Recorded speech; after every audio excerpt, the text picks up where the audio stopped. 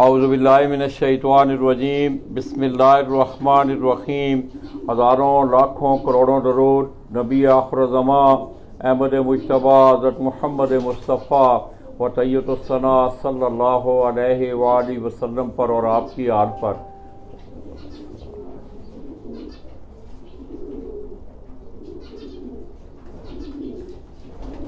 मैं अपने तमाम देखने वाले, चाहने वाले और बिलखुसूस पाकिस्तान से रेसिंग पिजन से जितने भी दोस्त अहबाब मुंसलिक हैं और बैरून ममालिक जितने भी शौकीन हमारे पाकिस्तानी भाई जो कि इस शौक़ से वाबस्ता हैं, उनकी खिदमत में सरज़मीन कोयटा से सलाम पेश करता हूँ। दोस्तों, थोड़ी देर पहले मैंने आपको एक इंट्रो दिया। आप मेरे साथ जिस शख्सियत को देख रहे हैं, कोयटा बलूचिस्तान से 2008 में उन्होंने अपने इस शौक़ का, रेसिंग पिजन का आगाज़ किया। इस वक्त वो बलूचिस्तान पिजिंग रेसिंग क्लब के बानी भी हैं, सरपरस्त आला भी हैं और गुज़श्ता तकरीबन 2008 से लेके 2021 तक इनके क्लब ने बड़ी शानदार कामयाबियां जो हैं वो अपने नाम समेटी हैं। बल्कि थोड़ी देर पहले नीचे जिस वक्त मैं सैयद अहमद वली साहब इनका मैं इंटरव्यू कर रहा था, तो एक बड़ी एक अजीब, एक हैरत वाली ये बात मिली कि ये देखें, आपका ये फ़न है, बाकी खेल क्रिकेट, हॉकी, फुटबॉल, उसमें आप कोई कंटिन्यूस रह सकते हैं, मगर ये एक ऐसा फ़न है कि इसमें अपनी एबिलिटी को कंटिन्यू रखना जो है बड़ा मुश्किल होता है। लोग करते भी हैं, मगर बलूचिस्तान पिजिंग रेसिंग क्लब ने इन 2008 से लेके 2021 तक इस वक्त तक वो अनबीटेबल रहे हैं। तो दोस्तों, बैसियत बानी इस क्लब के वो अपने शौक़ की भी आबियारी साथ साथ कर रहे हैं। और सबसे बड़ी बात यह है कि 2008 से लेके 2021 तक कोयटा से 7 मरतबा कंसेक्टिव चैम्पियन रहने वाली शख्सियत सैयद अहमद वली साहब, मैं उनके साथ मौजूद हूँ।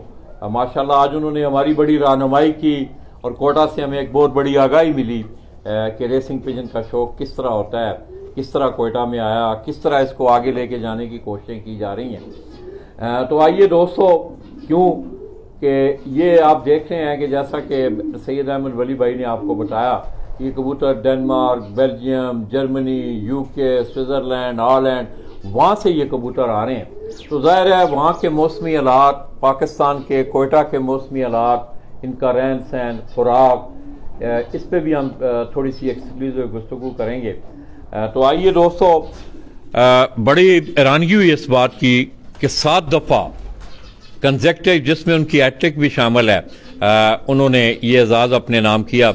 अहमद भाई अस्सलाम वालेकुम। वालेकुम सलाम। क्या हाल चाल है? शुक्र है, अल्हम्दुलिल्लाह। माशाल्लाह आपने बड़ी शानदार कामयाबियां अपने नाम समेटी हैं। तो क्या अब समझते हैं आप अहमद भाई, मैंने पहले भी ये बात की कि ज़िंदगी का कोई शोबा या कोई भी कामयाबी है, उसके पीछे कोई अवामल कार फरमा होते हैं, कोई ऐसी चीज़ें होती हैं। बाकी किस्मत का अमल दखल भी इसमें है, नो डाउट, वो हमारा ईमान भी है। आप क्या समझते हैं कि आपकी इन कामयाबियों के पीछे कौन से वो राज हैं, कौन सी वो गुत्थियाँ हैं कि माशाल्लाह आप दिन ब दिन जो है अपने शौक़ में तरक्की करते जा रहे हैं? इसमें कमिटमेंट सबसे पहली चीज़ है, जो आपकी कमिटमेंट चाहिए। जो भी फील्ड हो, आप कमिटमेंट के साथ उसमें काम करें तो यकीनन जो है उसमें कामयाबियाँ मिलती हैं। मेरी खुशकिस्मती ये रही है कि शुरू से मुझे बर्ड्स एक तो अच्छे मिले, दूसरी ये कि मुझे जो एक एज हासिल था वो ये था कि मैं साइंटिफिकली चीज़ों को स्टडी करके, इनकी फीडिंग को स्टडी करके और इनके ट्रेनिंग को, इनके मेटाबॉलिज्म को और वेदर को, ये सारी चीज़ें स्टडी करके उसके बाद अपने बर्ड्स पे वो चीज़ें कोशिश करता था अप्लाई करूं और कोशिश करता था कि उनसे बेस्ट परफॉर्मेंस ले सकूं। मेहनत पूरी की है और कमिटमेंट के साथ की है। As a team Ahmad Wali लॉफ्ट में सिर्फ इंडिविजुअली मैं नहीं हूँ, मेरे ताया जो हैं वो शौकीन हैं, वो बहुत ज़्यादा मेहनत करते हैं बर्ड्स के साथ। मेरे वालिद मरहूम जो हैं, उनकी जो रहनुमाई थी वो हासिल थी पहले। तो इस एक कम्बिनेशन जब सारी चीज़ों का इकट्ठा होके जब एक साथ होता था तो हम मेहनत करके जब देते थे टॉसेस वगैरह ट्रेनिंग, और रिजल्ट्स में फिर आखिर में हम रिलैक्स बैठे होते थे, हम एज ए स्पोर्ट्स इसको एंजॉय करते हैं। लेकिन अल्लाह का बड़ा करम है, अल्लाह ने हमें नवाजा है, हमें बहुत सारी प्राइजेज़ मिली, जो जितनी मेहनत हमने की है तो अल्लाह ने उसका जो है वो फल हमें दिया। तो क्या आबिद भाई, ये खुराक के हवाले से जो आम खुराक है, खुराक का लफ्ज़ वैसे तो हम पंजाब में इस्तेमाल करते हैं कि दौरान उड़ान कबूतरों को जो खुराक मतलब बादाम वाली खुराक दी जाती है, इनका जो आम खाना पीना है क्या बाहर से कोई डिफरेंट करता है सिलसिला, या आप वही जिस तरह वो लोग करते हैं आप भी उसी तरह करते हैं? नहीं, मैंने उनके जो बाहर वालों के जो फीडिंग सिस्टम है, फीडिंग का तरीक़ाकार है, मिक्सेस हैं, उनको स्टडी किया है। इनके मेटाबॉलिज्म जैसे मैंने आपको कहा कि स्टडी किया है कि रेसिंग के दौरान इनको कौन सी खुराक ज़्यादा चाहिए होती है, आया वो फैट्स की ज़रूरत ज़्यादा होती है, आया कार्बोहाइड्रेट्स की ज़रूरत ज़्यादा होती है, फैट्स कितने होने चाहिए जिस्म में, वेट कितनी होनी चाहिए, उसके बाद जो है प्रोटीन का लेवल क्या होना चाहिए, प्रोटीन अगर ज़्यादा हो तो क्या नुकसान होता है, अगर कम हो तो क्या नुकसान होता है। ये सारी चीज़ें स्टडी करके फिर और अपने माहौल को देखते हुए मैंने एक मिक्सेस बनाए हैं अपने रेसिंग के हवाले से। मुख्तलिफ ग्रेन्स यहाँ पे जो अवेलेबल हैं हमारे बलूचिस्तान में, तो उन्हीं को देखते हुए मुख्तलिफ मिक्सेस बनाए इसी चीज़ को मद्देनज़र रखते हुए, और वही मैं अपने बर्ड्स को फीड करता हूँ और उसी से मेरे रिजल्ट्स भी बहुत अच्छे हैं माशाल्लाह।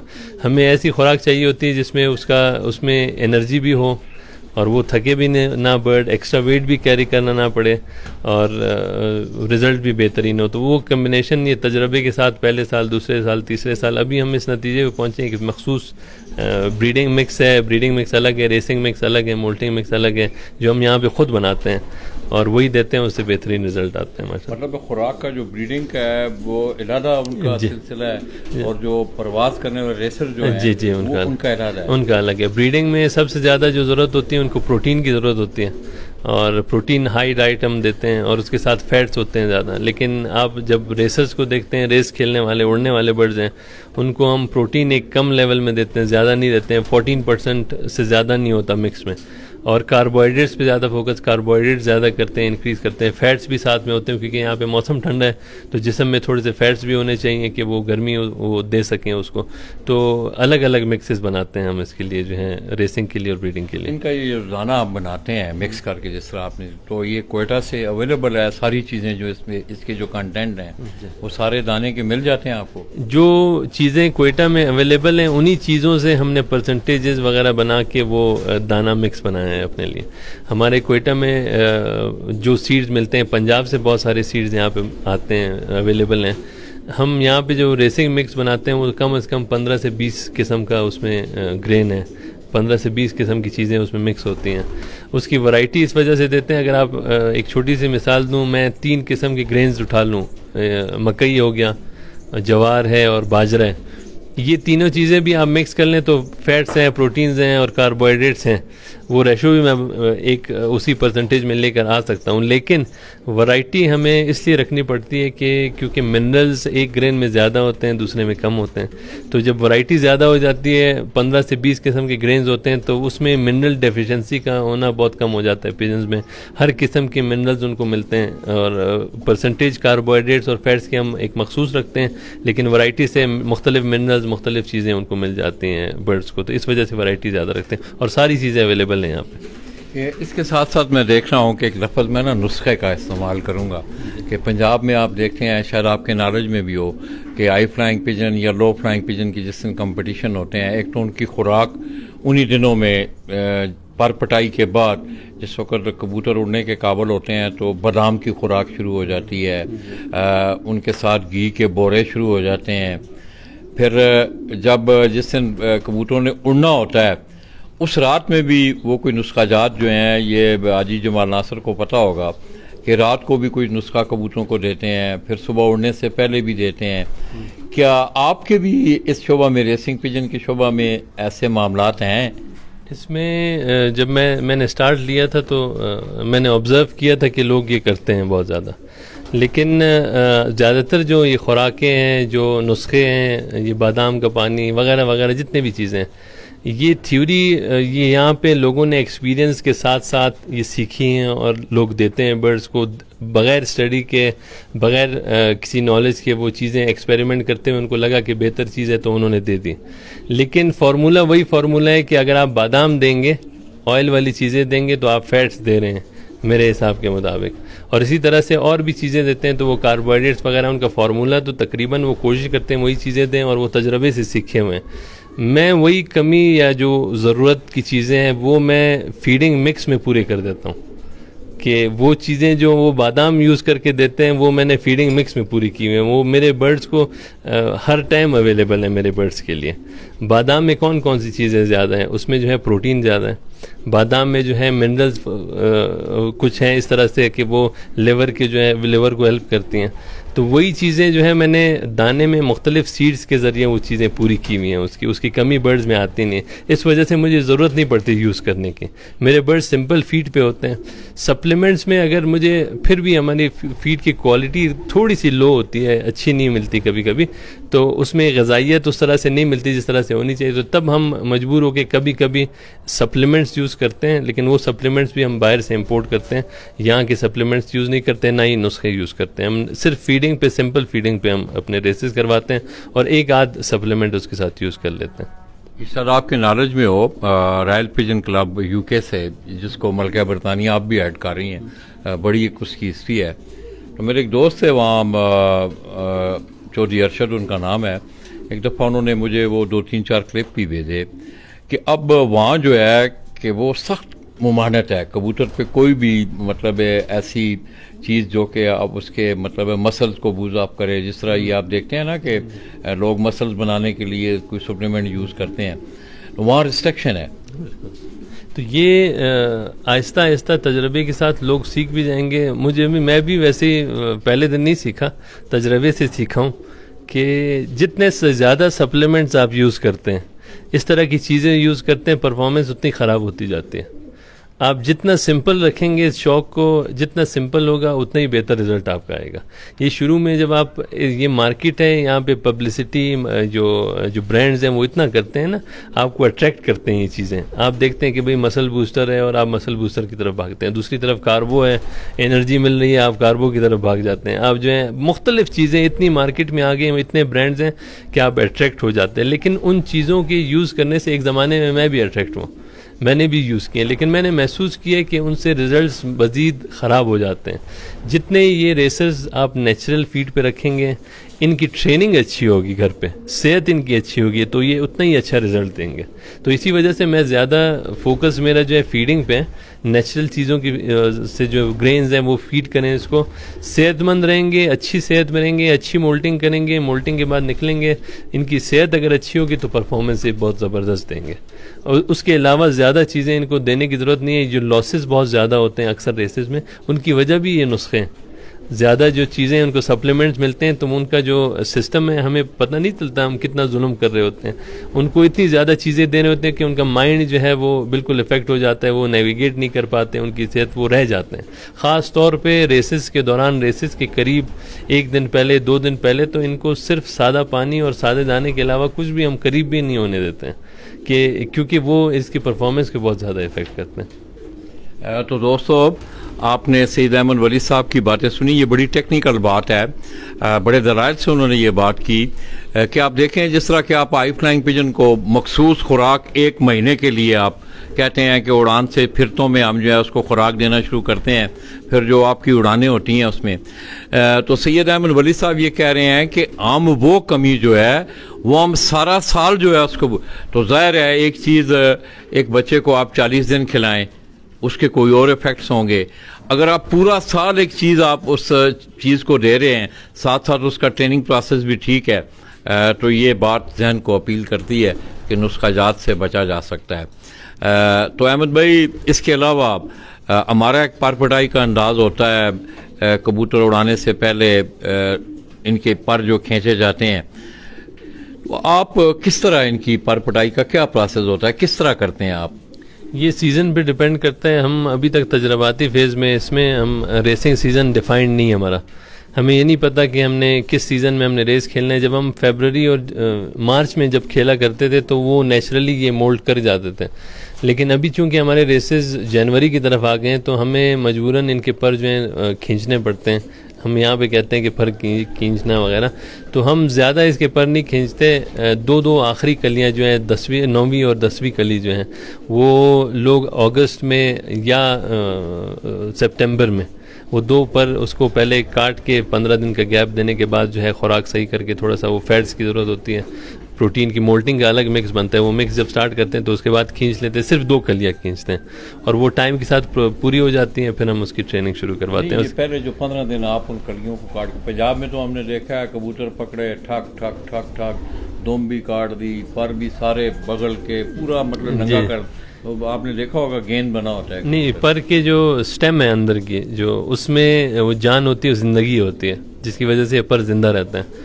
अगर वो उसका कनेक्शन जो है अंदर मसल्स के साथ भी कनेक्ट होते हैं वो पर, अगर वो आप डायरेक्ट खींचते हैं तो यंग बर्ड्स, चूँकि हमारे बर्ड्स अक्सर यंग होते हैं, यंग बर्ड्स के आप अगर पर डायरेक्ट खींच ले तो उसमें चांसेस ये होते हैं कि वो पर ख़राब हो जाते हैं फिर जो निकलने वाले हैं। तो उसको जब आप काट देते हैं, ये थ्योरी साइंटिफिक ये बात है यूरोप में, और ये करते हैं जब आप पर उसको काट देते हैं तो वो कनेक्शन जो अंदर की वायर है या जिस तरह से कनेक्ट है वो कट जाती है, 15 दिन में उसकी लाइफ ख़त्म हो जाती है, फीड लेना बंद कर देता है और वो अंदर के मसल्स के साथ वो मसल्स उसको लूज कर देते हैं, छोड़ देते हैं, फ्री कर देते हैं, छोड़ देते हैं। तो वो आप खींचे तो उसमें मसल्स उसके साथ डैमेज नहीं होते उसके, तो पर उसके बिल्कुल सही आते हैं। तो ये जिधर भी आप जाएं यूरोप में, दुबई और मिडल ईस्ट के एरिया जितने, कुवैत वगैरह, वहाँ पे सीज़न दिसंबर में होता है तो वो उनको भी मजबूरन ये पर खींचने पड़ते हैं। तो ये वहाँ के उस्तादों से, वहाँ के फेंसियर से ये सीखा है कि ये 15 दिन पहले, कम से कम 15 दिन ये पर खींचना काटना जो है वो बहुत ज़रूरी होता है, उससे पर बहुत बच जाते हैं, ख़राब नहीं होते। तो क्या आप ये हाई फ्लायर को भी ये सजेशन देंगे?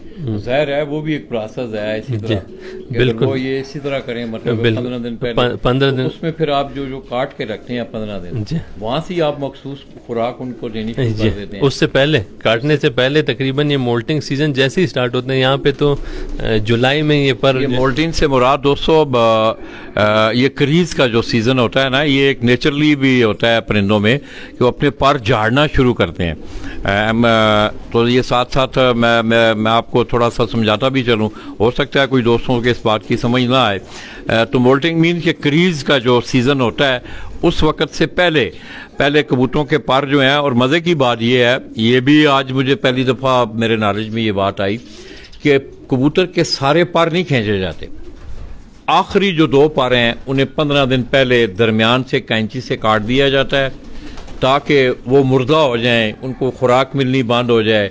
उसमें ज़ाहिर है कि एक जानदार चीज़ है, जिस वक्त आप खींचेंगे कबूतर को भी तकलीफ होगी, ज़ख्मी भी वो हो सकता है, ये मतलब है, ये दलील है इस पर। ये उसके बाद अहमद भाई आपने बात की कि हमें सबसे बड़ा जो ट्रांसपोर्टेशन का मसला है, तो क्या इस पे कोई सोच बचा रहा है आपकी कि कोई रूट ऐसे इस्तेमाल किए जाएं या बाहर जाके यहाँ से कोई सिलसिला किया जाए?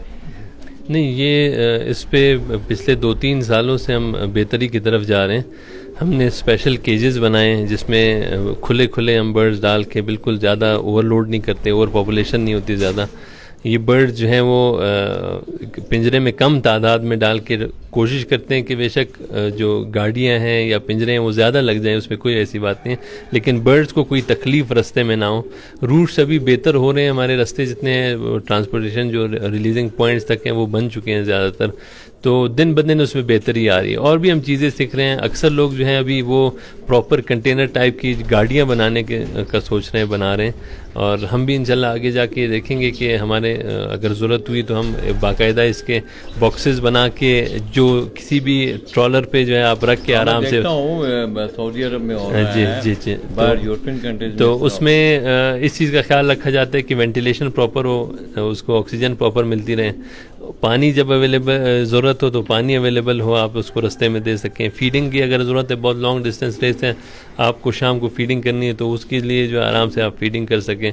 ये BPRC ने फिर अगेन बलूचिस्तान में सबसे पहली मरतबा इस चीज़ पे बहुत ज़्यादा काम किया, और ट्रांसपोर्टेशन में भी अगर आप कहें कि लीड कर रहे हैं तो वो BPRC लीड कर रही है। पिछले सीज़न का रिज़ल्ट अच्छा आना भी एक मेन वजह यही है कि गर्म टेम्परेचर के बावजूद हमारे बर्ड्स ने अच्छे रिजल्ट दिए, वो ट्रांसपोर्टेशन पे। मैं देख रहा हूँ आप मतलब लॉफ्ट की आप कोई थोड़ी सी मॉडिफिकेशन काम वाम हो रहा है, तो ये भी कंसल्ट करते हैं आप, गूगल पे जाके रिसर्च करते हैं कि बाहर किस तरह लोग परिंदों को रखा जाता है, उनका मतलब नीचे बैठना। ये मैं देख रहा हूँ कि आपके केजेस में जिस तरह मैंने शेख हसनैन हैदर साहब का नीचे तस्करा किया, और बड़ी खुशी हुई कि आपने वहाँ मुझे बताया नहीं कि लाला जी खुद जाके ऊपर देख लेंगे।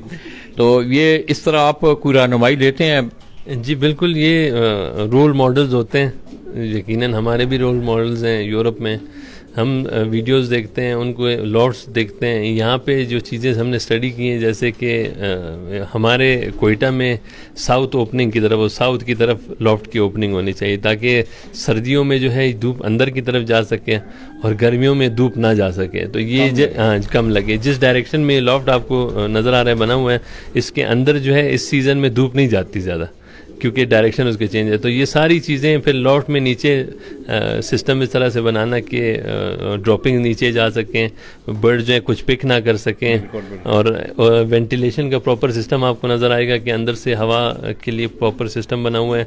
यहाँ पे जितने भी बर्ड्स हों, हम ज़्यादा बर्ड्स नहीं डालते, लेकिन अगर कम भी हैं तो उनको प्रॉपर ऑक्सीजन हर वक्त अवेलेबल हो। और इसी यही वजह है कि जब लॉफ्ट आपका बेहतर होता है, अच्छा होता है, जो रहने की जगह इनके लिए वो अच्छी हो, तो बर्ड्स बीमार भी नहीं होते हैं, सेहत में जो असरात आते हैं। आप हमारे क्लब मेंबर्स और बाकी दोस्त इस चीज़ के गवाह हैं, वो आपको बताएंगे कि मेरे बर्ड्स शुक्र अल्हम्दुलिल्लाह इसी वजह से बीमार भी बहुत कम होते हैं। मेरे बर्ड्स आप कभी भी इनसे चीज़ें नहीं सुनेंगे कि ये बहुत बीमार हो। सिर्फ एक चीज़ चेंज है, डिफरेंट है, वो प्रॉपर लॉफ्ट है। लॉफ्ट अच्छा है, वेंटिलेशन प्रॉपर है, ऑक्सीजन इनको अवेलेबल है हर टाइम, और ज़्यादा गर्म नहीं है या ज़्यादा ठंडे नहीं है। लॉफ्ट टेम्परेचर मेंटेन किया, मतलब मौसम के हवाले से इनको इनके केजेस का जो टेम्परेचर है उसको मेंटेन करना बहुत ज़रूरी है। उसके बाद इनको अवेयरनेस जो है अंदर की, इनको रहन सहन वो भी ठीक प्रॉपर हो, बिल्कुल, फिर खुराक भी इनकी ठीक हो, तो ज़ाहिर है फिर रिजल्ट तो मिलते हैं। तो आइए अहमद भाई, थोड़ा सा अपने दोस्तों को ज़रा ब्रीफ भी करना है, ताकि जो नौजवान कबूतर परवर खुसूसी तौर पे रेसिंग के हवाले से आपके शोबा में आ रहे हैं, उनको अच्छी रहनुमाई मैं देख रहा हूँ, इंशाल्लाह उनको अच्छी रहनुमाई देखने को मिलेगी। तो आप आइए, काट ले।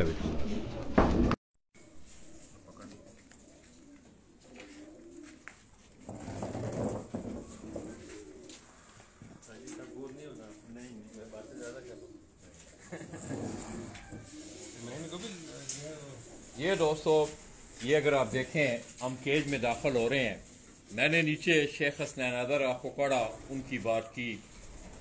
अब इतना खर्चा करने का एक मकसद है, उसका मकसद सैयद अहमद वली भाई, मैं उनसे ये गुजारिश करूँगा कि ये क्यों इतना आपने ये खर्चा किया है, क्या वजह है, क्या आपने महसूस किया? इनके ऊपर रखो कैमरा। ये जब इसको पालना ही है, शौक़ है हमारा, और ये हमारे लिए इतना करते हैं, रेसेस खेलते हैं, हमें इतना नाम इन्होंने दिया, तो इनको रहने के लिए भी अच्छी जगह होनी चाहिए, इनका सेहत का ख्याल रखना चाहिए। ये आप देख रहे हैं, ये सिर्फ इसका मकसद यही है कि ये सेहतमंद रहें। ये डिसकनेक्टेड है फ्लोर से, इनकी ड्रॉपिंग्स भी नीचे जाती हैं, इनके जो बचा हुआ दाना है वो भी नीचे गिर जाता है, वो पिक नहीं कर सकते हैं। अगर कोई बर्ड बीमार भी हो जाता है, इनमें वॉमिट करता है, तो वो बाकी बर्ड जो हैं वो ग्रेन पिक नहीं कर सकते हैं। अक्सर दाना जो है ना वो उसको करते हैं, निकालते हैं, हजम नहीं होता। तो वो अगर फ्लोर पे है तो वो बाकी बर्ड जो सेहतमंद है वो आगे खा जाते हैं, वो बीमारी फैलने का खतरा होता है। तो इन सारी चीज़ों से ये चीज़ बचाती है, और ये 3 महीने 4 महीने में जो है हम वो कर लेते हैं इसको। इसके साथ साथ मैं देख रहा हूँ कि मैं नीचे भी एक बात कर रहा था, मेरी भी अक्सर परिंदों की टांगों पे उनकी मैं नज़र देख रहा हूँ। माशाल्लाह ये चीज़ें जो है इनकी सफाई में भी मतलब ये मावन साबित होती हैं बहुत ज़्यादा। ये दोस्तों, अगर मैं थोड़ा सा आपको कुछ चंद ये बर्ड्स जो नीचे बैठे हुए हैं, इंशाल्लाह हम आपको कबूतरों का भी शौक करें। आप इनके पंजों को देखें, खुसूसी तौर पे अगर शेख हसनैन हैदर साहब, किट्टू बाट या कोई भी लो फ्लाइंग पिजन से तलक रखने वाले दोस्त मुझे देख रहे हैं, तो आप इन कबूतरों के पंजों को देखें, बिल्कुल आपको साफ मिलेंगे। तो सैयद अहमद वली भाई ने जिस तरह आप दाना गुलशना, हम पंजाबी में लफ्ज़ इस्तेमाल करते हैं, ये आप देखें कि उनकी बीटें जो हैं ये इस पिंजरे से नीचे जाती हैं। कबूतर नेचुरली, ज़ाहिर ये परिंदा है, इसकी आदत है, ये मुंह मारता है, मगर इनको वो पुरवैयन ही नहीं है कि ये नीचे से वो दाना उठा के खा सकें। इसी तरह अहमद भाई आप अंदर आए ना, ये पकड़ना जरा कैमरा। अहमद भाई थोड़ा सा मुझे याद है,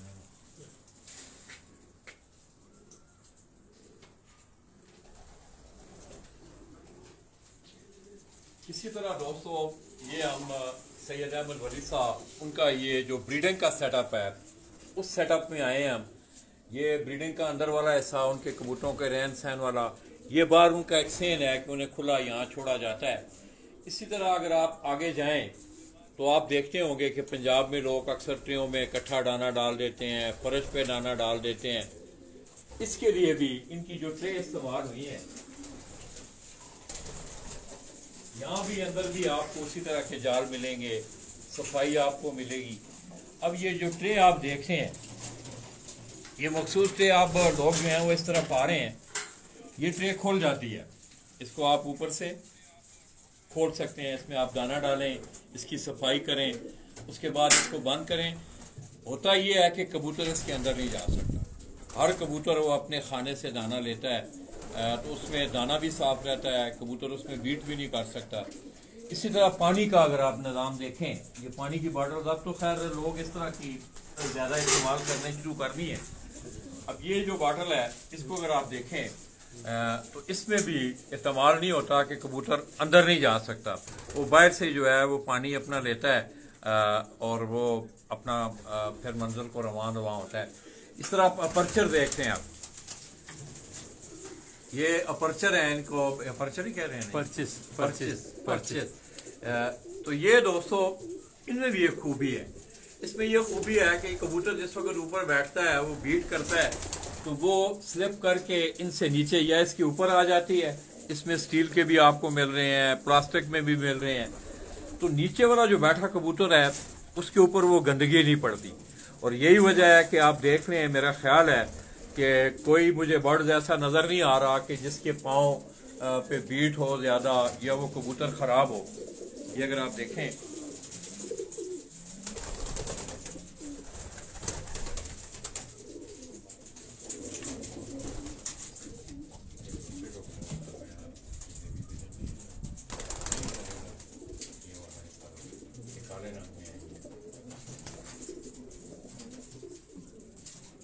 आप इनके पाँव पे गौर करें, साफ सुथरे आपको ये नजर आएंगे। इसी तरह आप आगे हो जाना, इनका जो केजेस हैं, जो इनका अपना ओरिजिनल जो घर है वो हर इंडिविजुअल, हर जोड़े को अलग जो वो घर दिया गया है। ये बड़ी मखसूस तरीके से, ये जरा थोड़ी सी दिमाग से ये इधर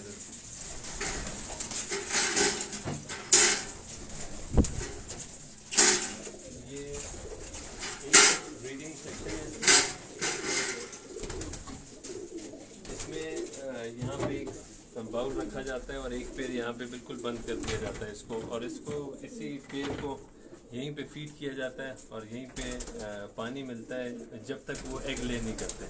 जब अंडे दे देते हैं तो फिर हम इसको हटा भी सकते हैं पूरी तरह से, पूरा ओपन हो जाता है, वो बाहर फ्रीली फिरता है। और अगर हमें ज़रूरत होती है, हमें समझते ज़रूरत पे जाती है कि हम इसको सेमी क्लोज और सेमी ओपन रखें, तो हम इसको दरमियान में रख के और इसको इस तरह से ओपन भी कर सकते हैं और बर्ड आता जाता है। जब यहाँ पे लेइंग हो जाती है, बर्ड बड़ा हो जाता है, बच्चे थोड़े बड़े हो जाते हैं, तो हम बच्चों को नीचे शिफ्ट कर देते हैं और वापस ये स्पेस जो है इसको फ्रेश करके ये जो है दोबारा एग लेइंग के लिए रेडी हो जाते हैं। दोबारा हम जो आराम से यहाँ पे एग लेइंग कर सकते हैं। तो ये एक बॉक्स जो है एक पेयर का है, एक पेयर यहीं पे हर पेयर है अपना इंडिविजुअल 30 पेयर हैं, 30 बॉक्सेस बने हुए हैं और यहीं पे ब्रीडिंग करते हैं।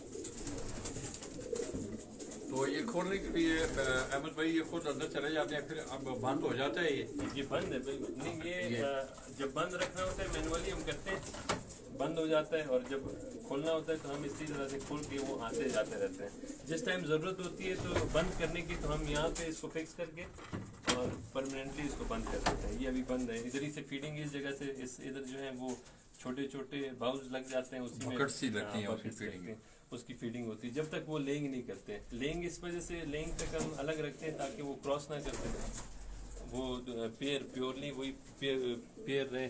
और जब लेइंग कर लेते हैं उसके बाद वो ओपन फिरते रहते हैं, ऊपर भी जा सकते हैं धूप लेने के लिए, नीचे इधर जो है वो कर सकते हैं। तो सारा सिस्टम। तो ये मैं अंडा देख रहा हूँ, ये जो आम हाई फ्लाइंग पिजन है, ये अगर अंडा दिखाएं आप तो उसके साइज से ये बड़ा नजर आ रहा है मुझे। जी बिल्कुल, इसके अंडे ये दोस्तों रेसिंग पिजन के जो अंडे हैं ये अगर आप साइज देखें तो मेरा ख्याल में ये साइज में मुझे तो जिसामत में ये बड़े नजर आ रहे हैं। बिल्कुल साइज में थोड़े से बड़े होते हैं, और ये जो अंडे पड़े हुए हैं ये लास्ट क्लच के वैसे ही सिर्फ पैर तोड़ने के वक्त हम पैर के नीचे रख देते हैं ताकि वो आगे देख सकते हैं अंडे। बिल्कुल ये थोड़ा सा पुराने अंडे हैं वैसे।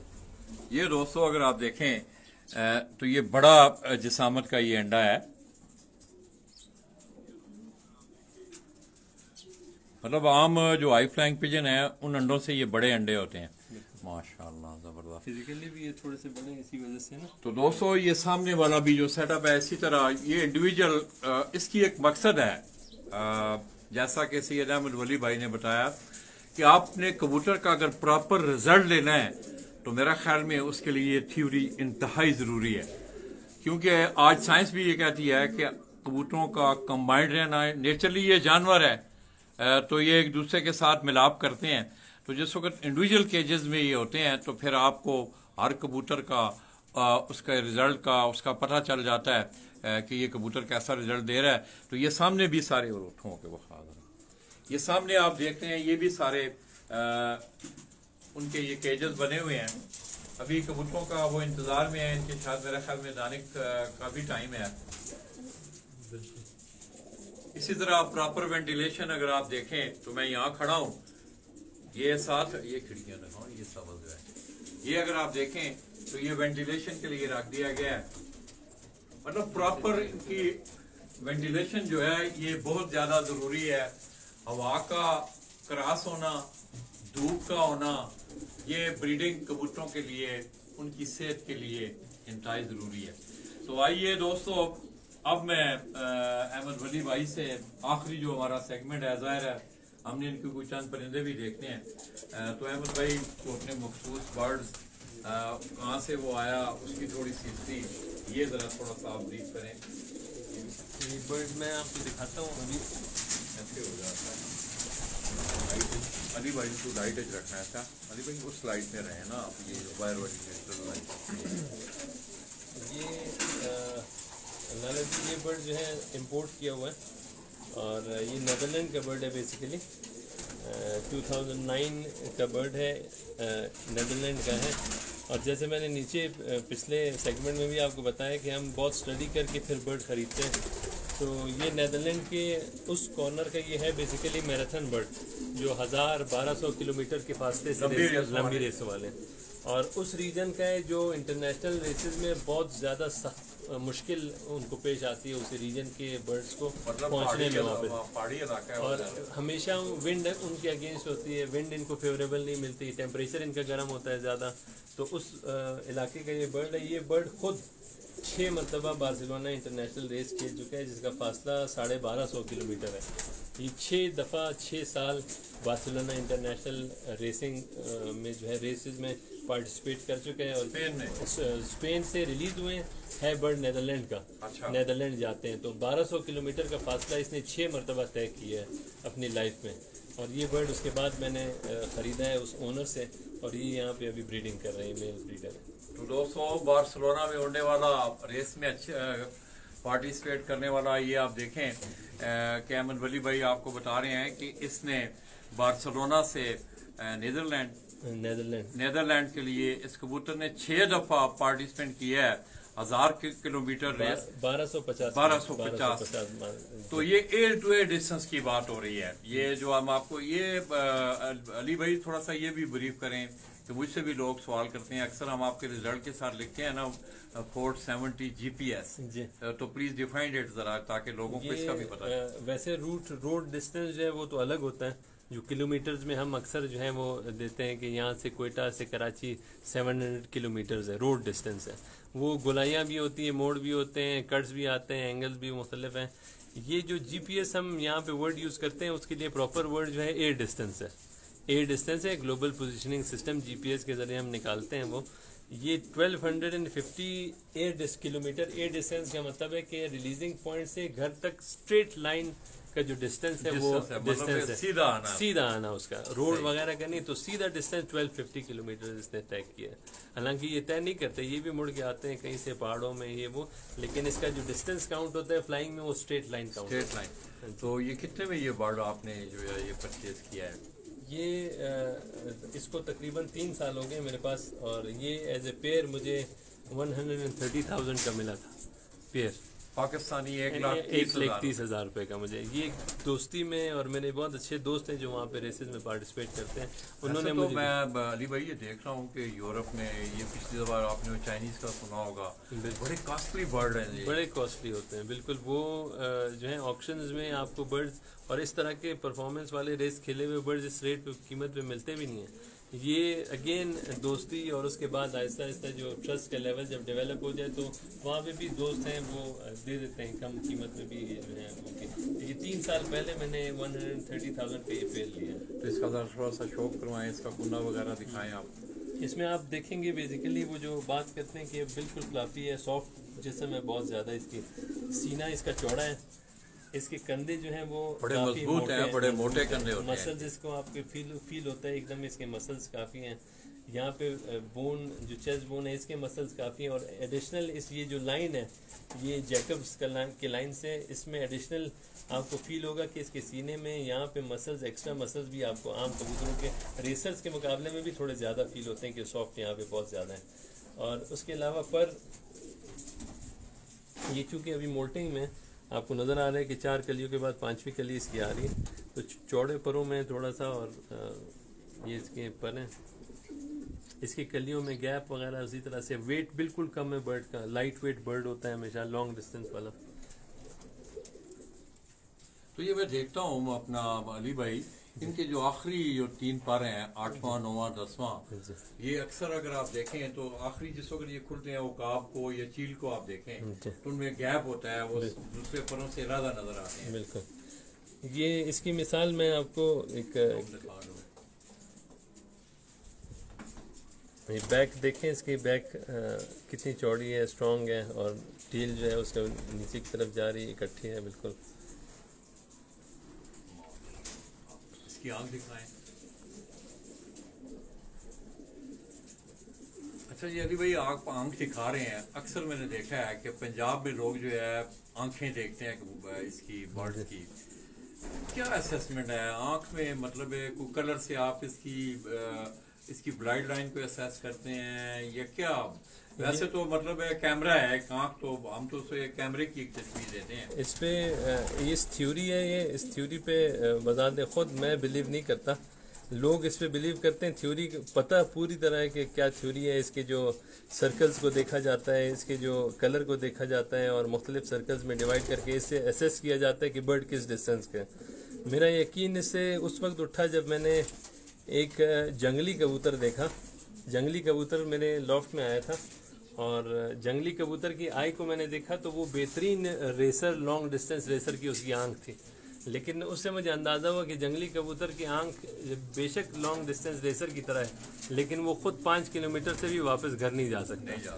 तो अगर ये आंखों में कोई सलाहियत होती तो उस बर्ड को भी फिर लॉन्ग डिस्टेंस का बर्ड होना चाहिए था। दिखाएं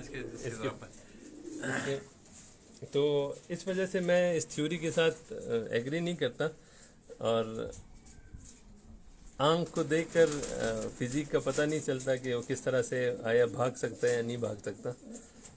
आप यूसेन बोल्ट इंसान की भी मिसाल ले लें, उसकी आंख से कभी भी अंदाज़ा नहीं होगा कि वो कितना तेज़ दौड़ता है। दौड़ सकता है, बिल्कुल सही बात है। तो वो आंख है, उसकी सेहत का पता चल सकता है। तो दोस्तों इन कबूतरों में कल से मैंने जो एक खास, मैं आई कैन कैच, मैं पकड़ सकता हूँ? बिल्कुल पकड़। ये दोस्तों आपने कल एक बात देखी होगी, माशाल्लाह ये बहुत खूबसूरत बर्ड है, अल्लाह की बनाई हुई चीज़ है। तो ये अगर आप देखें जिस तरह के अहमद भाई ने आपको बताया, आप इसके ये जो मसल्स हैं, इनकी जो कंधा जिसको आप पंजाबी में हम कहते हैं, माशाल्लाह बड़े टफ कंधे हैं। वैसे भी बॉडी वाइज ये कबूतर जो है बड़े टफ एंड रफ। और मजे की बात यह है कि इनका जो पिछला हिस्सा है ये कल से आप देख रहे हैं कि यहाँ तक ये स्लिम है पीछे से, बस इससे आगे इनका जिसामत जो है ये 2 हाथों में पकड़े कबूतर तो तब जाके ये हाथ में आ रहा है। तो इसके अलावा कोई कबूतर और दिखाएं?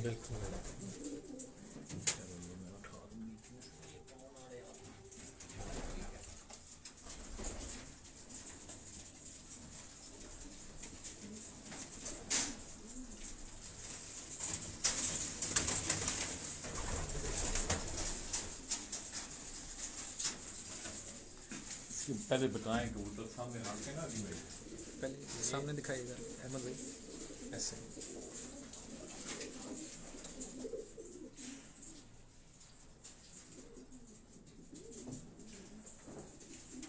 ये स्टाफ कौन सी है अहमद भाई? ये ब्लड लाइन जो है ये स्टाफ वैननीट और हरमन की ब्लड लाइन से, ये मेरे घर का पट्टा है, यहीं पे पैदा हुआ है।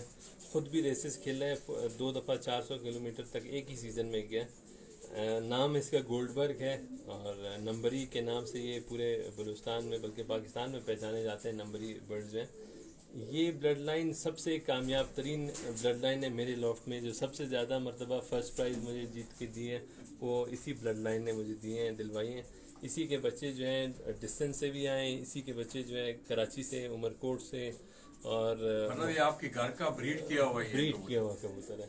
तो और ये ना वैसे ब्रीड इसको आपने मतलब जो ये पहली मरतबा जो 9 पेयर्स हमें यूएई से मिले थे, इसके माँ बाप उन्हीं 9 पेयर्स में से थे।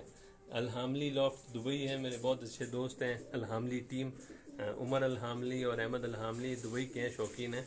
ये बेसिकली इसके पेरेंट्स उसके घर से आए हुए हैं दोनों, और ये यहाँ पे परफॉर्म, मैंने जैसे आपको बताया कि यहाँ पे एडजस्ट हो गए हैं 2-3 जनरेशन्स में। ये यहाँ पे इनकी परफॉर्मेंस बड़ी ज़बरदस्त रही है। और पिछले 12 सालों में अगर मैं कहूँ कि 35 प्राइजेज़ हैं मेरे, 35-36, तो 36 में से कम 20 प्राइजेज़ के रिस्पॉन्सिबल इस ब्रीड के से हैं। और ये स्प्रिंट बर्ड, ये इसका सबसे बड़ा एडवांटेज है कि ये करीब से लेकर हमारे जितने लॉन्ग डिस्टेंस के मैचेस 600 तक होते हैं, हर डिस्टेंस पे ये परफॉर्म करता है। ये करीब के रेसों में भी तेज आता है, लॉन्ग डिस्टेंस में भी जान इसकी इतनी है कि ये ज़रूर पहुंचते हैं। ये खुद भी आए हुए, उसके बच्चे, ग्रैंड सन्स, ग्रैंड डॉटर्स भी अभी खेल रहे हैं हमारे साथ। कराएं, इसका शौक करवाएं। ये इसका कुंडा देखें दोस्तों, इस कबूतर का कलर आपको मुख्तलिफ नजर आएगा। ये भी उसी तरह मोटे और बड़े साइलेंट कंधे जो हैं इन कबूतरों के, और इसके पर में भी खसूसियत है, यहाँ पे हम पसंद करते हैं काफ़ी ज़्यादा। अहमद भाई गोल्डबर्ग के नाम से, गोल्डबर्ग के नाम से। ये एक मेरा फेवरेट रेसलर था जब मैं छोटा था, तो वो रेसलिंग में मैं देखता था। ये बर्ड अगर आप इसकी वीडियो बनाएं, इसके कंधे और ये जब खड़ा होता है तो बिल्कुल उस बॉडी बिल्डर की तरह है ना, और रेसलर की तरह है, तो वो उस वजह से इसका नाम गोल्डबर्ग रखा है। और ये एक रहीम यार खान के मेरे प्यारे दोस्त हैं, उन्होंने सजेस्ट किया था इसका नाम। इसके पर है, और अगेन इनकी दुम आप देखें, कमर देखें, तो इस टाइम मोल्टिंग कर रहे हैं, नए पर आ रहे हैं उनके।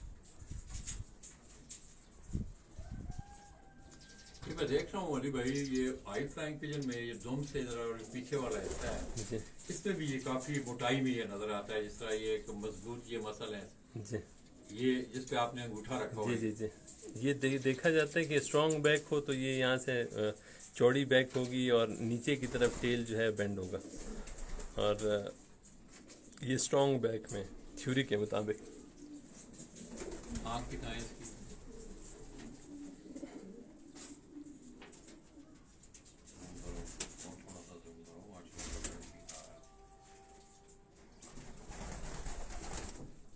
इस तरह पंजे दिखाएं जरा।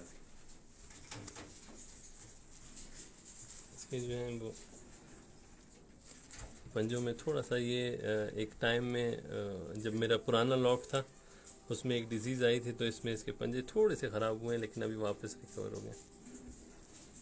इसे छोड़े ना, किसी केज में छोड़े जरा ऐसे, ताकि इसकी वो हम देख सकें। ये हसास भी बहुत ज़्यादा है, ये इसका अपना केज है। अच्छा, और ये निकल ना जाए, ये अपने रिकॉर्डिंग के लिए छोड़ता नहीं है। अब आप इसको देखें, इसके शोल्डर, इसकी गर्दन थोड़ी सी चौड़ी है, और आपको महसूस होता है जैसे बॉडी बिल्डर हो पिजन्स में भी ना। वो खड़ा नहीं ना हो सकता, जरा ऊपर वाले खाने में छोड़े ना।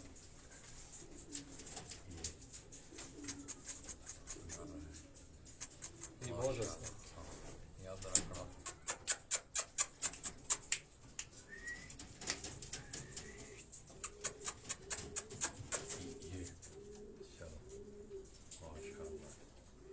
चलो ठीक है, कोई और कबूतर दिखाएं।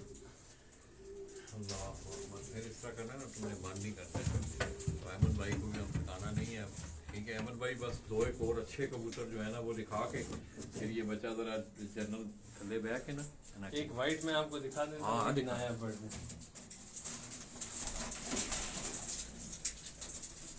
ये वाइट रेसिंग पिजन है।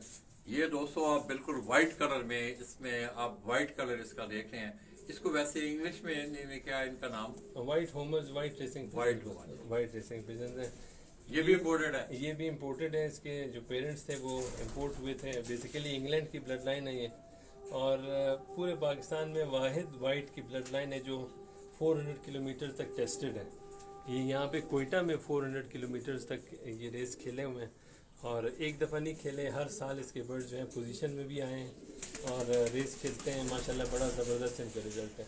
इनमें कलर यही निकलता है? कलर वाइट है, थोड़ा सा कभी कभी जो है सैडल टाइप के बैक पे इनके कलर आ जाता है, रेड होता है, कभी ब्लू होता है, लेकिन ज़्यादातर वाइट बर्ड्स आते हैं। वाइट। और बिल्कुल ये इसको इनको ख़तरात भी बहुत ज़्यादा होते हैं रास्ते में। ये आम कबूतरों के मुकाबले में वाइट को ज़्यादा टारगेट करता है हॉक। ये नज़र आता है दूर से। तो उसके बावजूद ये जो है यहाँ कोयटा में हमारे सख्त कंडीशंस में इस ब्रीड ने जो है परफॉर्म किया और रिजल्ट्स दिए हैं।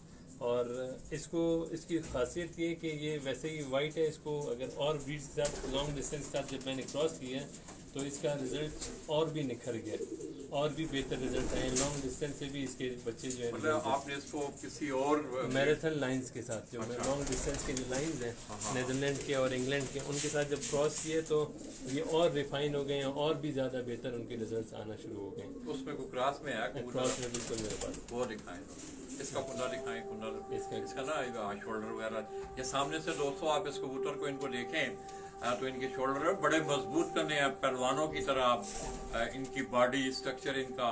ये आम कबूतरों से, हाई फ्लाइंग पिजन, लो फ्लाइंग पिजन के कबूतरों से इनका जो बॉडी स्ट्रक्चर है ये बिल्कुल आपको डिफरेंट नजर आएगा। असगर खान दुम्बड़ फैसलाबाद से सलाम अर्ज कर रहे हैं। असगर भाई क्या हाल है आपके? आप ठीक हैं? बड़े याद आ रहे हैं आप कल से। तो दोस्तों असगर खान दुम्बड़ फैसलाबाद पंजाब से इनका तल्लक है। बेसिकली जियारत से ये अहमद भाई, अच्छा, ये दुम्बड़ फैमिली है, और ये हाई फ्लाइंग पिजन का बड़ा अच्छा लेजेंड है हमारे फैसलाबाद में, बड़ा अच्छा हाई फ्लाइंग का माशाल्लाह। मेरी और तरफ जियारत से से इनका तल्लक है। मेरा भी सलाम कबूल हो।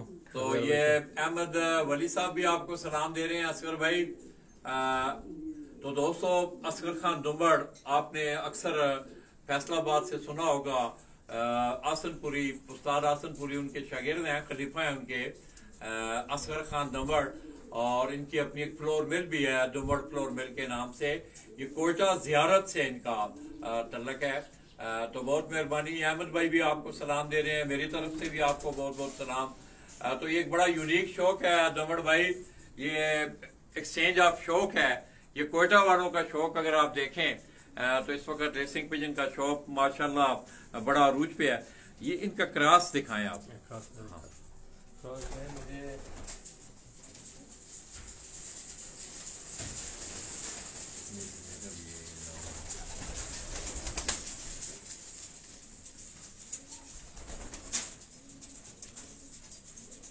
ये वाइट रेसिंग पिजन और नेदरलैंड के जो लॉन्ग डिस्टेंस मैराथन बर्ड्स हैं उसका क्रॉस है।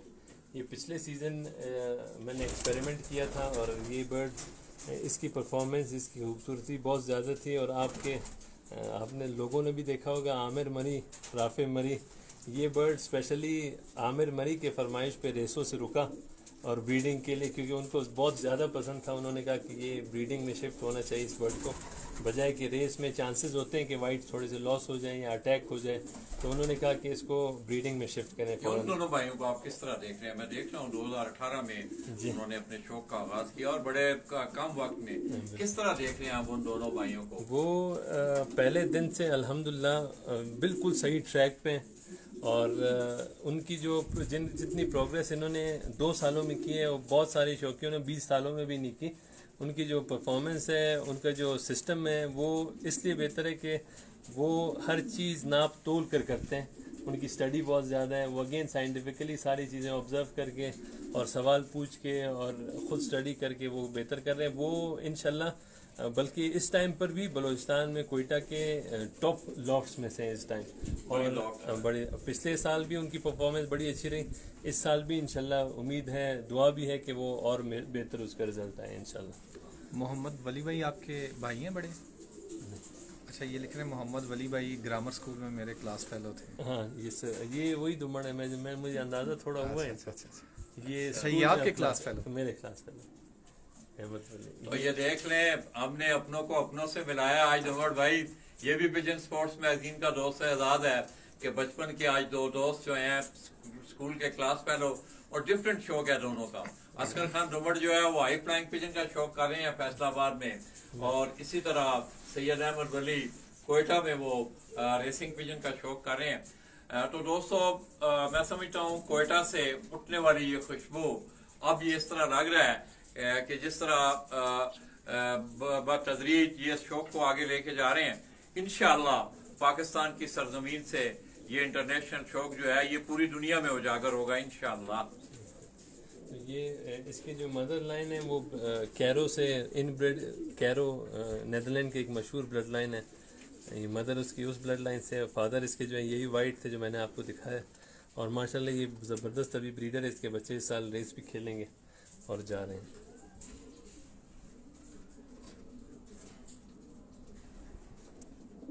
चले जी, बात ठीक है अमन भाई, आप भी थके, थोड़ा सा फोटो इस तरह करो ना, एक चैंपियन सिर्फ दिखा दो। हाँ दिखाएं। तो आप अब सैयद अहमद वली लॉफ्ट का एक चैंपियन कबूतर जो है वो आपको दिखाने जा रहे हैं। फीमेल सेक्शन से मैं उठा के, ठीक है, आप ये जरा दिखाओ, इनको मैं अंदर भेजूं, इनको मैं अंदर भेजूं।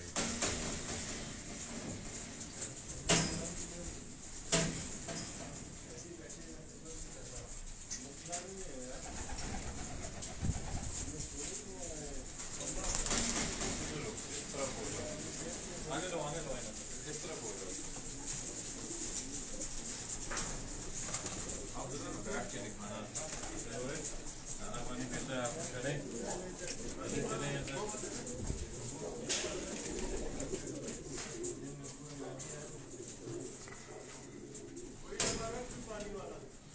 यही बात है।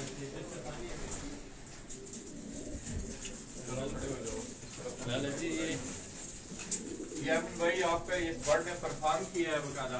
ये लास्ट सीजन का चैंपियन है ये बर्ड। इसको पहले ऐसे सीधा दिखाएं, ऐसे। ये लास्ट सीजन का चैंपियन है, और ये बर्ड मेरे एक बहुत प्यारे दोस्त है डेनमार्क के, उसने छोटा पट्ठा रेस के लिए मुझे भिजवाया था यहाँ पे, और यहीं पे मैंने गर्दान किए इसको, और फिर ये रेसेस खेला है। और पिछले साल ये फाइनल मैच जो 615 से था उसमें फर्स्ट पोजीशन इस बर्ड ने हासिल की, 615 जीपीएस 617 जीपीएस से। और ये पहला बर्ड था, कोयटा में एंटर हुआ है, और इस डिस्टेंस से कोयटा में वनडे में कभी भी इससे पहले बर्ड नहीं पहुंचा था। ये पहला बर्ड था जिसने रिकॉर्ड टाइम किया, और इस डिस्टेंस से फर्स्ट डे में अराइव हुआ। मतलब पहले जिस दिन उसने उड़ान भरी है जी, उसी दिन ये पहुंचे। कितने बजे बैठा था? ये सुबह 7:20 पे रिलीज हुए थे, 7:30, 7:30 बजे, और 5:27 पे ये यहाँ पे पहुंच गया था। पूरे 9 घंटे 57 मिनट इसने लिए 617 किलोमीटर से इसने। और ये पहाड़ों में रेगिस्तान और पहाड़ मैदान इनसे गुजरते बहुत सारी बड़ी मुश्किलात हैं, और ये अचीवमेंट इसकी। ये डेनमार्क का बर्ड है, और डेनमार्क के मेरे बहुत प्यारे दोस्त हैं, उन्होंने ये मुझे यंग बर्ड भेजा था कि यहाँ पे रेस खिलवाएं इसको। डेन 232 ये क्लब का नंबर है 232, और 2018 का बर्ड है ये, और इसका 0324 इसका नंबर है। क्लाउस जेंसन उसका नाम है, क्लाउस जेंसन ने मुझे ये बर्ड भेजा था।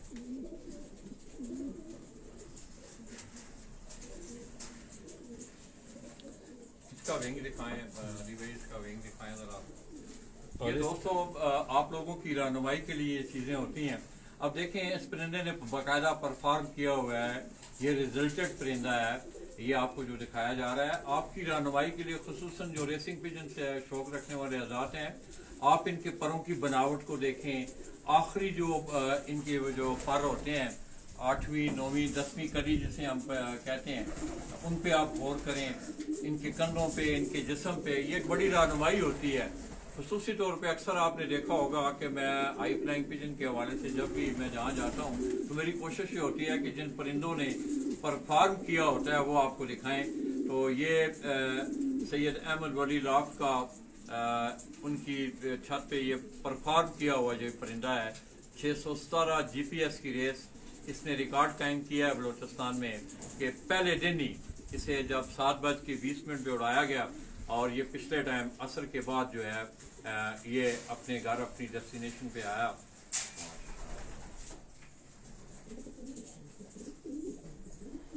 ये अहमद भाई अब इस केज में हम खड़े हैं तो ये आपने जोड़ों को अपार्ट किया हुआ है, फीमेल को अलग, फीमेल, इसकी क्या वजह है? मतलब ये सिर्फ हम इससे ज़्यादा ब्रीडिंग नहीं करवाते हैं इन पेयर से। हम साल में 3 क्लासेज मतलब 3 दफ़ा अंडे एक पेयर से लेते हैं और वो भी सर्दियों की सीज़न में।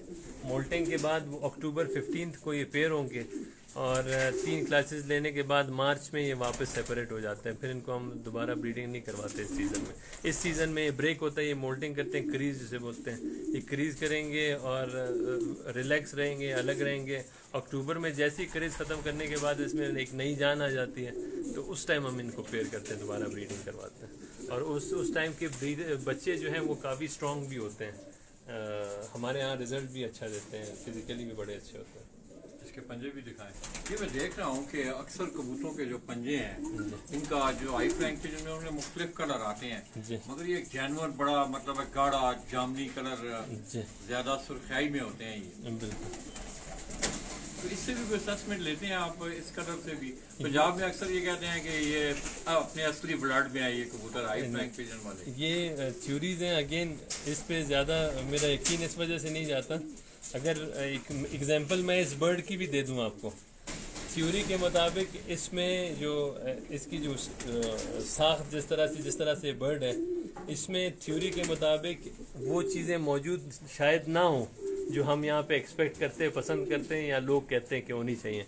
आंखों की थ्योरी इस पे फेल है कि ये आंखों के हिसाब से ये अच्छा रेसर नहीं है, लॉन्ग डिस्टेंस का रेसर नहीं है।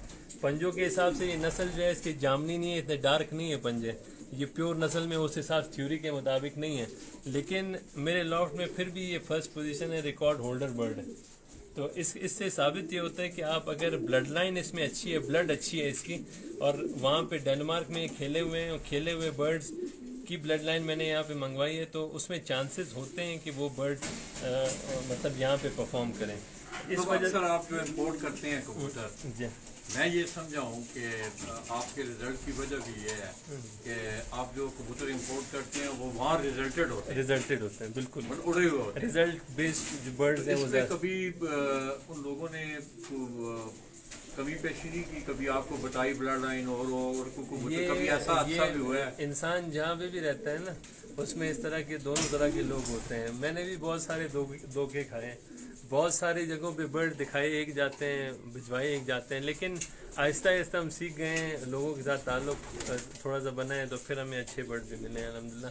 ये करते हैं ये हर जगह पे, यूरोप वाले भी इसी तरह से हैं, कभी कुछ बता के कुछ भेज देते हैं। अच्छा, वो भी इस तरह करते हैं क्योंकि वो ये इंटरनेशनल मार्केट है ना, मार्केट में अभी एक चाइना का जो कस्टमर है वो पैसे भी ज़्यादा देता है और कोई बातें भी ज़्यादा नहीं करता। मिडिल ईस्ट के लोग हैं वो पैसे बहुत ज़्यादा हैं, वो जाते हैं वो पैसे फेंक देते हैं, वो बर्ड उठा लेते हैं। हम पाकिस्तानी जो हैं वो पैसे भी कम देते हैं, फरमाइशें बार्गेनिंग भी करते हैं, तो वो कोशिश करते हैं कि जो आखिरी जो रह जाते हैं जो बर्ड जो और जगह सेल नहीं होते, जो कोई अनाड़ी बंदा मिले तो उन्हीं को सेल कर देते हैं। वो पाकिस्तान वाले, अफगानिस्तान वाले, इंडिया वाले, बांग्लादेश वाले जो इन ममालिक को देते हैं। फिर हमें आहिस्ता आहिस्ता तजुर्बा हुआ कि हर किसी से बर्ड नहीं खरीदना, बर्ड्स किस तरह से ख़रीदना है उसकी भी एक टेक्निक है, वो तरीके से प्रॉपर रिसर्च करके रिजल्ट शीट दे के उसके बाद हम बर्ड्स उठाते हैं, वैसे नहीं उठाते। तो वो चांसेस अभी काफ़ी कम हो गए हैं धोखा खाने के। और भी आपका कोई उड़ा हुआ परिंदा जिसने परफॉर्म किया वो केज में मौजूद है? बिल्कुल, बहुत सारे, तकरीबन आपको जितने बर्ड्स हैं वो परफॉर्म किए हुए बर्ड्स हैं। मैं आपको मिस बलूचिस्तान दिखा देता हूँ, जो मिस बलूचिस्तान के नाम से दोस्तों जिस तरह आप देखते हैं कि पिपला वालों ने कमल इस तरह के नाम उन्होंने कबूतर रखे हुए हैं, तो मिस बलूचिस्तान के नाम से फीमेल है वो भी मैं आपको दिखाता हूँ। क्या उसकी खूबसूरती की वजह से उसका नाम मिस परफॉर्मेंस की वजह से आपका तो बाहर ना आवे सर चले वफा ज़्यादा नहीं चले ज़्यादा नहीं चले बैठ के रखें नहीं मैं तेरे करके मैं बोलना नहीं थोड़ा क्लोज कर दिया असल बंद ना करें बाहर आ जाए ना रात को खा के ना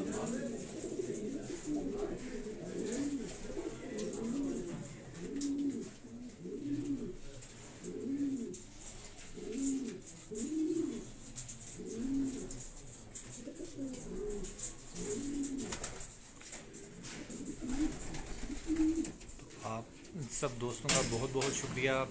इस पेज को ज़्यादा से ज़्यादा लाइक कीजिए, शेयर कीजिए।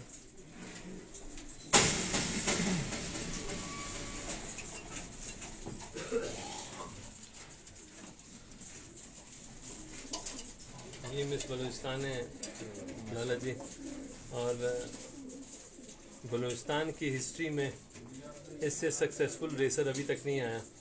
जितने भी फैंसियर्स हैं, जितने भी क्लब्स हैं, जितने भी रीजन के जितने लोग हैं, कहीं पे भी इस तरह की परफॉर्मेंस वाला कोई बर्ड नहीं है। ये 3 साल यहाँ पे मेरे लिए खेला है और 3 सालों में 4 मरतबा इसने फर्स्ट पोजीशन हासिल की है, 1-2 दफ़ा सेकंड पोजीशन पर भी ये आ चुकी है। और इसका जो डिफरेंस है वो बाकी बर्ड से, ये 563 किलोमीटर कराची रूट पे खेल चुकी है, 480 किलोमीटर्स सांगड़ रूट तक खेली हुई है, और अगेन 470 किलोमीटर्स लसबेला तक खेली हुई है। तो 3 साल ये मुसलसल खेली है और इस फासले से कोई भी इस तरह बर्ड बलूचिस्तान में मौजूद नहीं है, मेरे अपने लॉट में भी मौजूद नहीं है जो 3 साल खेली हो और इस तरह की परफॉर्मेंसेस इस फासले से किसी बर्ड ने हासिल की हो। तो अहमद भाई, ये आपके घर की ब्रीड है? घर की ब्रीड है। ये जो शुरू में मैंने गोल्डबर्ग दिखाया, ये उसी ब्लड लाइन से, और मेरे एक और ब्लड लाइन है सुर गोरोशाही, उन दोनों का क्रॉस है और यहीं की ब्रीड है। और यहीं पे इसने रेसिंग स्टार्ट की, परफॉर्म की। अभी ये ब्रीडिंग लॉफ्ट में अभी ये ब्रीड कर रही है और इसकी जो है इसका भी मैं शौक करवाऊँ आपको। माशाल्लाह।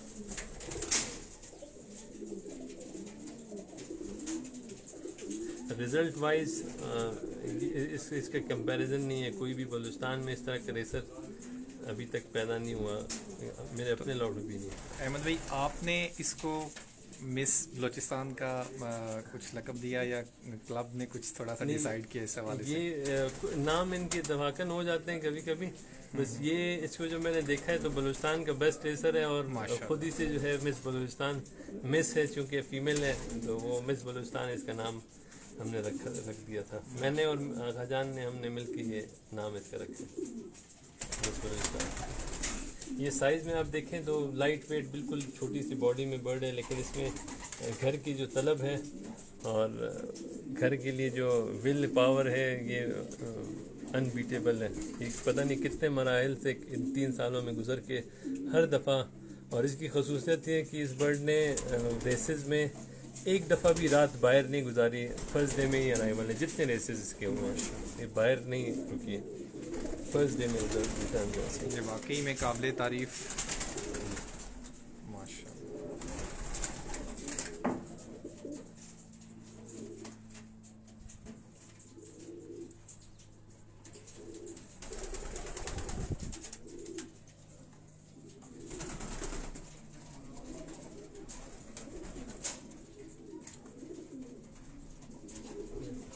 बहुत शुक्रिया।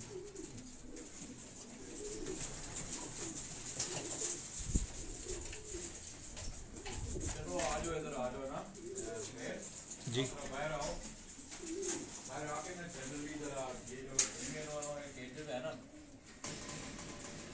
उनके दाने पानी का भी टाइम है।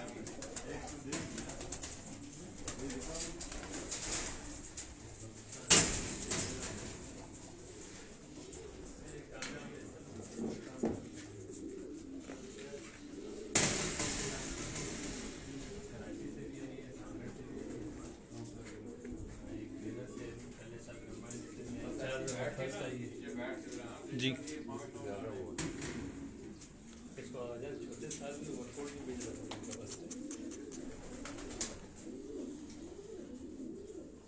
सांगड़ से भी जब मेरा बर्ड अंदर नहीं आ रहा था 10 मिनट में, हाँ वो वीडियो है, तो उसमें ये फिर अंदर आ 10 मिनट तीसरे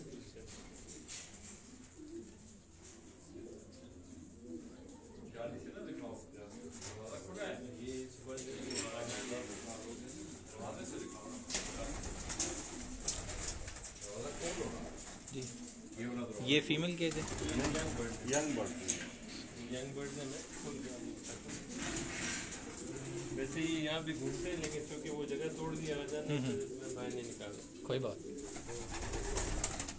ये यंग बर्ड लास्ट फ्लक्स है पिछले सीजन।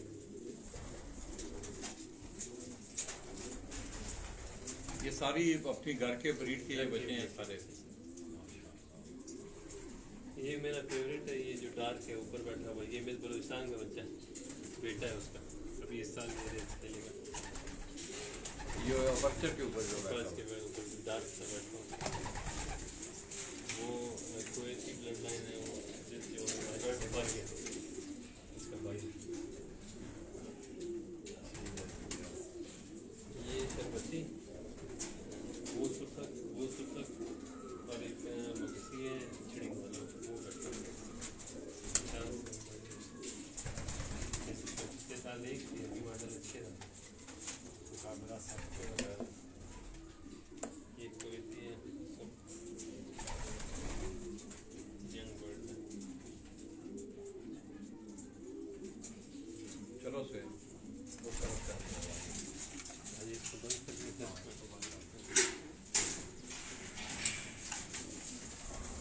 ये ब्रीडिंग हेन्स हैं, इस टाइम पे अलग की हुई हैं ज़्यादातर। अच्छा। तो पेयर मेल वहाँ पे थे, फीमेल यहाँ पे।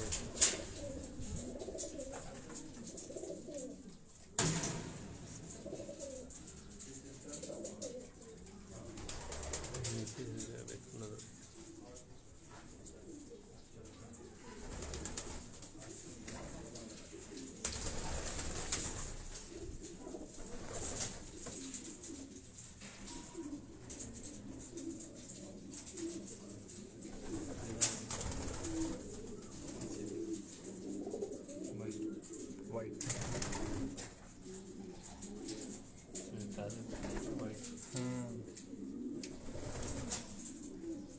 ये भी नया बर्ड है माशाल्लाह।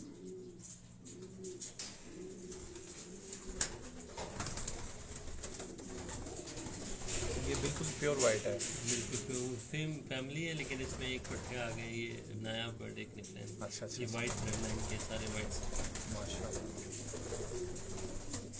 और ये सारी फीमेल सारे टेस्टेड और रिजल्ट्स वाले हैं। अभी बिल्कुल भी इनमें ऐसा बर्ड नहीं है जो टेस्टेड ना हो। तो अहमद भाई, वैक्सीन वगैरह के हवाले से भी आप प्रॉपरली इसको, वैक्सीनेशन जो है हम ये सीजनल आप वैक्सीनेशन जो है, इसमें जो मेन बीमारियां हैं इसकी वैक्सीन बाहर से मिल जाते हैं, वो लाइफ टाइम में एक दफ़ा लगती हैं और वही हम मंगा लेते हैं। और पहली दफ़ा आपने क्या करना है कि वो वैक्सीन जैसे ही वो चेवीवैक की, हेपरा की, वो पूरी कॉलोनी में जितने बर्ड्स हैं उनको आप वैक्सीनेट करते हैं और उसके बाद जो है वो पूरी कॉलोनी आपकी वैक्सीनेटेड हो जाती है। 2 किस्म की वैक्सीन है, वो दोनों लगाएं, उसके बाद लाइफ टाइम वैक्सीन की ज़रूरत नहीं पड़ती। जब आप ब्रीडिंग करते हैं, जैसे ये यंग बर्ड्स हैं, इनको मैंने ब्रीडिंग के दौरान पैदा होने के बाद जैसे माँ बाप से अलग किया, तो फर्स्ट 30 डेज़ को कुछ नहीं वैक्सीन नहीं लगाते, 31st डे या 35th डे पे सबको इकट्ठा वैक्सीन उसी टाइम लगा लेते हैं। अगर बाहर से भी कोई बर्ड आता है तो पहले वैक्सीनेशन करके फिर इधर अंदर इसको छोड़ते हैं प्रॉपरली अभी इन बर्ड्स में से एक भी बर्ड आपको वैक्सीनेटेड के बगैर जो वैक्सीनेशन ना हो नहीं मिलेगा, विदाउट वैक्सीन के आपको नहीं मिलेगा।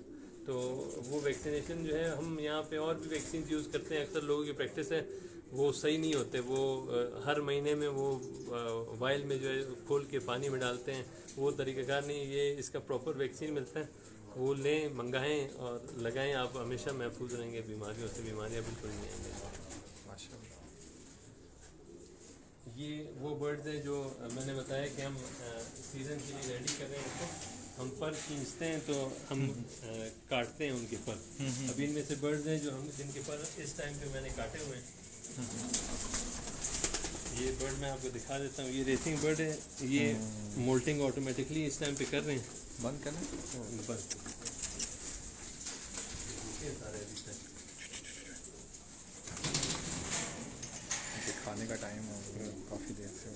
और ये देखें इसकी मोल्टिंग चल रही है, 1 2 3 4 5 कलियाँ फेंक चुकी हैं, 6ठी कली आ रही है। ये महीने तक ये 7वीं कली भी फेंक देंगे। हम क्या करेंगे कि इसको अभी एक कैंची किए हुए हैं, इसको डेड हो गए कुछ अरसे में हम ये 1 या 2 पर इसके खींच लेंगे, बाकी पर खुद इसके कंप्लीट हो जाएंगे। ज़्यादा पर हम इसके नहीं खींचेंगे, लेकिन खींचने से पहले इसको कैंची ज़रूर करते हैं 15 दिन पहले, 20 दिन पहले। राइट, काटते ज़रूर हैं ताकि वो डेड हो जाए, तकलीफ कम से कम जो है। बिल्कुल। ये इस सीज़न के जो लॉन्ग डिस्टेंस बर्ड है, रेसर है, फीमेल है, ये खेलेगी इस साल इंशाल्लाह।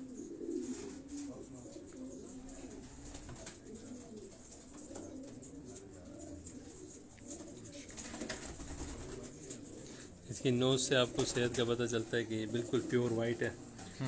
तो अगर ये इसमें थोड़ी सी भी बीमारी हो, ये इंडिकेटर है, इसमें ये डार्क हो जाता है। ये थोड़ा सा आपको महसूस होता है कि गंदा सा है, तो इसका मतलब है कि बीमारी आ चुकी है या आने वाली है। तो ये बर्ड टॉप कंडीशन में आपको इसकी नोज़ से ये बिल्कुल प्योर वाइट है, आपको नज़र आ रहा है, आंखों से पता चल रहा है। इसके माउथ को आप ओपन करेंगे, बिल्कुल साफ़ सुथरा है। तो बर्ड्स की कंडीशन इस टाइम टॉप कंडीशन में ये बर्ड्स, और सारे बर्ड्स, आपको एक बर्ड भी इस तरह नहीं मिलेगा जिसकी कंडीशन थोड़ी ख़राब हो। ये फीमेल्स हैं और साथ मेल्स हैं, ये जो रेस खेलने वाले जो हैं।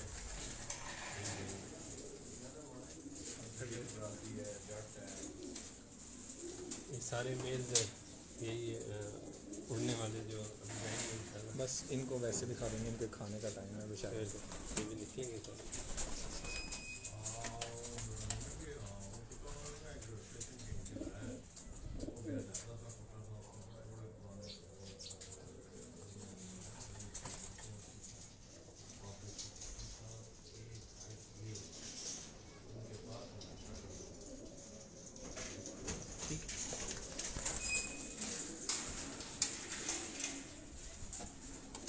चलो आ जाओ उधर।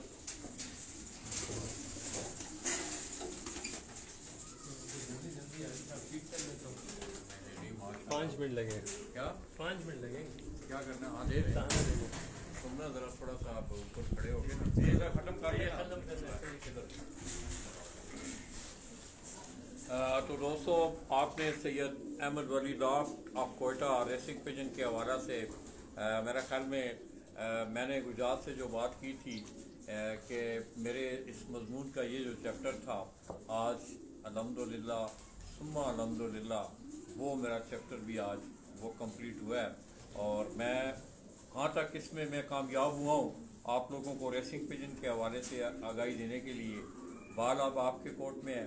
मैं सैयद अहमद वली साहब का, इनके क्लब के तमाम मेम्बरान का और बशमूल रेसिंग पिजन से तल्लुक़ रखने वाले जितने भी शौकीन हज़रात कोयटा से उनका तल्लुक़ है, उनका शुक्रिया अदा करते हुए, इनकी प्यार मोहब्बतें समेटते हुए हम आपसे इजाज़त चाहेंगे।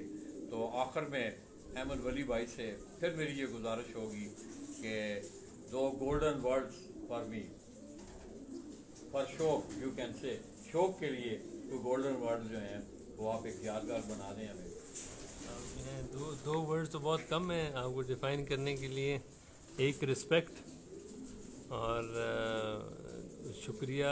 अभी मैं एक रिस्पेक्ट आपको कहता हूँ कि रिस्पेक्ट बहुत ज़्यादा रिस्पेक्ट है। रिस्पेक्ट भी वो लफ्ज़ में जो है वो समेट नहीं सकते जितना रिस्पेक्ट हमारी आपके लिए है। और दूसरा लव, प्यार जो आप लेकर आए हैं और लोगों को यहाँ पे का शौक़ करवाया है पिजन का, तो आप इस फील्ड में जो परिंदों के साथ जो मोहब्बत है हमारी, वो और भी ज़्यादा बढ़ गई है और लोगों की भी ज़्यादा बढ़ गई। वीडियोस देख के इंशाल्लाह और भी ज़्यादा बढ़ जाएगी पूरे पाकिस्तान में। तो आपके लिए 2 लफ्ज़ हैं, एक रिस्पेक्ट है, एक प्यार है हमारी तरफ से, बलूचिस्तान BPRC की तरफ से। तो दोस्तों, मैं अपने उन्हीं पुराने अल्फाज के साथ सैयद अहमद वली लॉफ्ट ऑफ कोयटा आप दोस्तों से इजाज़त चाहूँगा कि दोस्तों, ज़िंदगी में मिलते जुलते रहा करो। दोस्तों, ज़िंदगी में मिलते जुलते रहा करो, पता नहीं ज़िंदगी की कौन सी रात आखिरी रात होगी। मैं अपने इन्हीं अल्फाज के साथ सैयद वली अहमद वली आप कोयटा उनकी लाभ से आप दोस्तों का प्यार समेटते हुए हम आपसे इजाज़त चाहेंगे। और मैं इनका भी शुक्रिया अदा करता हूँ कि आज इन्होंने इतनी गूनागूं मसरूफियात के बावजूद इन्होंने मुझे काफ़ी टाइम दिया और मेरा जो शौक़ था उसको आज सैयद अहमद वली भाई ने पूरा किया है। थैंक्स अ लॉट जी। वेलकम।